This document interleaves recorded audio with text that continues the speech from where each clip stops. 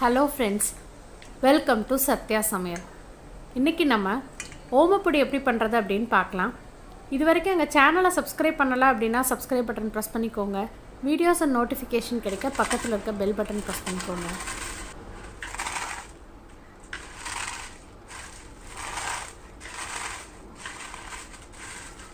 இப்போ நல்ல கிறிஸ்பான இந்த ஓமப்பொடி எப்படி பண்ணுறதுன்னு பார்க்கலாம்.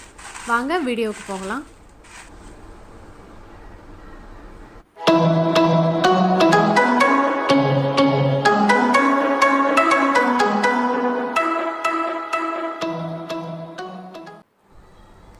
ஒரு கப் அளவுக்கு கடலை மாவு எடுத்துக்கோங்க. 1/4 கப் அளவுக்கு அரிசி மாவு, காரத்துக்கு கொஞ்சமாக தனி மிளகாய்த்தூள், கொஞ்சமாக வெண்ணெய் போட்டுக்கிறேன். ஒரு ஸ்பூன் அளவுக்கு, இல்லை அப்படின்னா நீங்கள் 1 ஸ்பூன் அளவுக்கு காய்ச்சின எண்ணெய் போட்டுக்கலாம். உப்பு தேவையான அளவு. இது ஓமத்தை சுடுதண்ணியில் போட்டு நான் ஒரு மணி நேரமாக ஊற வச்சுருக்கேன்.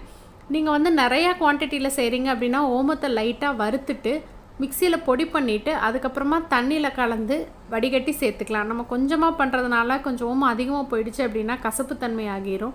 அதனால் நான் ஊற வச்சு இன்றைக்கி சேர்த்திருக்கேன். உங்களுக்கு கலர் வேணும் அப்படின்னு நினச்சிங்கன்னா கொஞ்சமாக மஞ்சள் தூள் போட்டுக்கோங்க.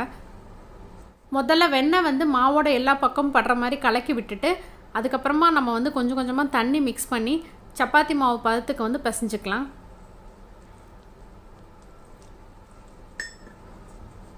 இப்போ பாருங்கள், கடலை மாவு அப்படிங்கிறதுனால கையில் ஒட்டும். நம்ம கையில் லைட்டாக எண்ணெய் தடவிட்டு அதுக்கப்புறமா பிசைஞ்சு விட்டோம் அப்படின்னா கரெக்டாக வரும். இந்த அளவுக்கு இருக்கணும் நமக்கு மாவுனுடைய பதம்.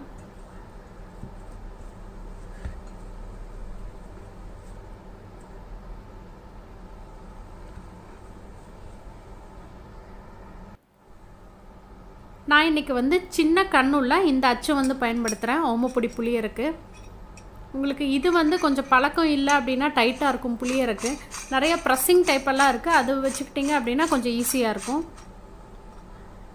இப்போ இதில் சுற்றியும் நம்ம கொஞ்சம் லைட்டாக எண்ணெய் தடவிக்கிட்டோம் அப்படின்னா உங்களுக்கு மாவு ஒட்டாமல் இருக்கும்.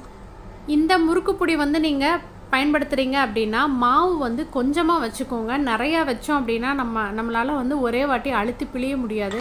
அதனால் கொஞ்சம் கொஞ்சமாக முறுக்கோ ஓமப்பொடியோ எதுவாக இருந்தாலும் கொஞ்சமாக மாவு ஃபில் பண்ணிவிட்டு நம்ம புழிஞ்சோம் அப்படின்னா நமக்கு ஈஸியாக இருக்கும் பழகிறதுக்கு. எண்ணெய் நல்லா காஞ்சிருக்கட்டும்.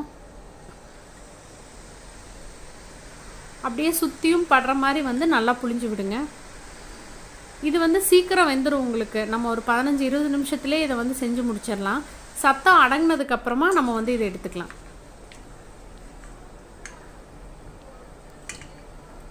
ஒவ்வொரு ஈடுமே இதே மாதிரி போட்டு நம்ம பொரிச்சு எடுத்துக்கலாம்.